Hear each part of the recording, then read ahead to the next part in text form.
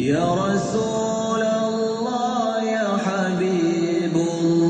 Sayyidil Madinah, qalbi nurani, Nabi Muhammad, genasih Allah, Imam Madinah yang terang hati, umur penuh Nabi di Mekah, han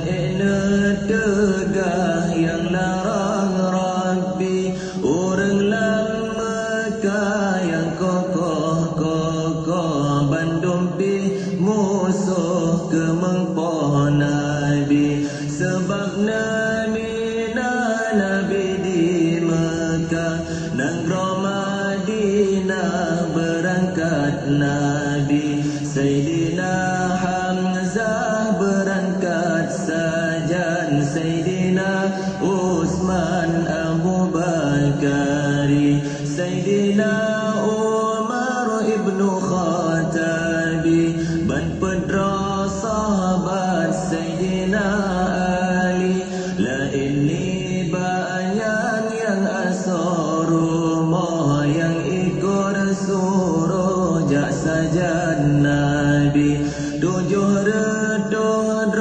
orang jasajan, sahabat yohnya yang muhajirin, antara Mekah dengan Madinah hanatan ji'o 12 hari, oh sampai Nabi nanggro Madinah, sinan nepiyo di luar wadi, makanan pitan minuman pihan, orang nangronyan hansiroduri, na 7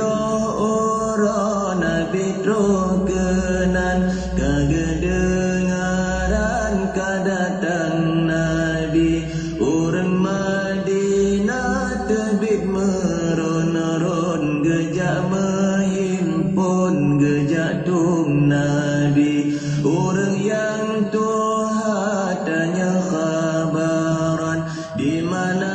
Tuhan datang kemari, lun kalan elo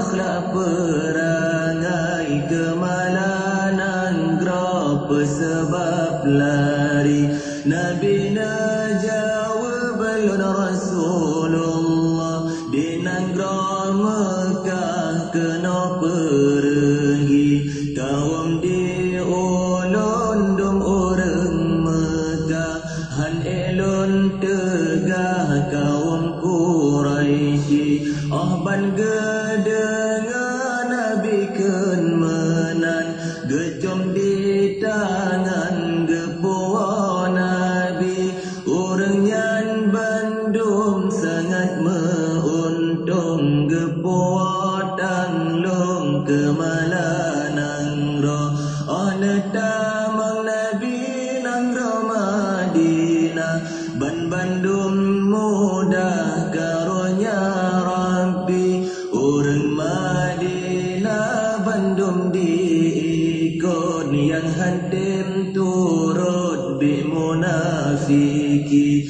orang Madinah lepas guransang, dijak pengan perang nanggro kibeti, umur 6 tahun Nabi di sinan, nejak kunjung perang nanggro kibeti, na umur 6 tahun Nabi dalam perang, agama tedang kawafet Nabi.